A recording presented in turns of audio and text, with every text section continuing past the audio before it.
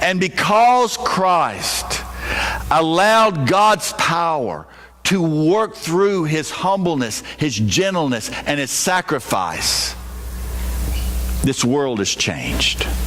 Your lives are changed. God worked through that. Now, how does that have to do with us? Well, a lot, actually. In that, this same power that God used to change this world through his love is available for us in our relationships. In that in all relationships, there is a power struggle. Who's going to be in charge? Who's going to be in control? Who's going to dominate the other person? Who's going to impose their will on the other? And we fall into the trap of using the methods of the world in our relationships and using strength and power to control the other person. That changes no one. That doesn't help anything. It just creates more conflict and pain and agony. There's a great story I found about Ravi Zacharias. Ravi Zacharias is an apologist, great apologist, travels the world speaking for Christ, originally from India.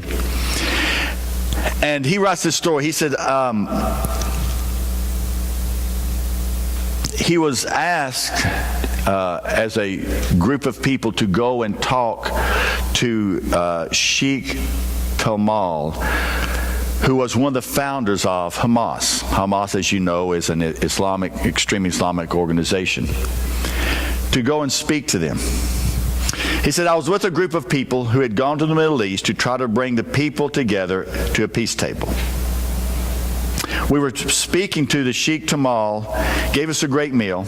Then he told us of the 18 years he had served in prison and how some of his children had died in suicide bombings, that he had sent his own children in suicide bombings to kill Jewish people.